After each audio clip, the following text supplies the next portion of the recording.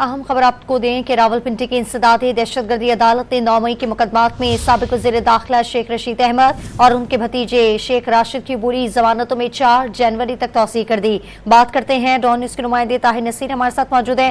ताहिर, बताएगा मजीद क्या पेशरफ सामने आई है केस में?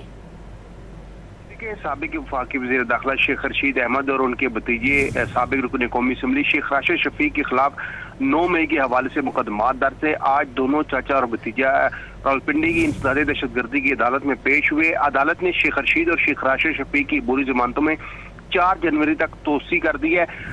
कमरा अदालत के बाहर मीडिया से गुफ्तगू करते हुए शेख रशीद अहमद का ये कहना था कि मेरा इन केसेस से कोई ताल्लुक नहीं है, मैं 9 मई को यहाँ पर मौजूद नहीं था। अदालत ने मीडिया से बात करने से मना किया हुआ है। मैं इदारों का एहतराम करता हूँ और NA 56 और 57 से इलेक्शन कलम दवात पर लड़ूंगा। शेख रशीद का यह भी कहना था कि 8 मई से 16 मई तक मैं यहाँ पर नहीं था, केस से ताल्लुक नहीं है, जिंदा रहा तो इलेक्शन जरूर लड़ूंगा। अदालत ने शेख रशीद और शेख राशिद शफीक की बुरी जमानतों में 4 जनवरी तक तोसी कर दी है। बहुत शुक्रिया तफसीलात देने के लिए ताहिर नसीर आपका।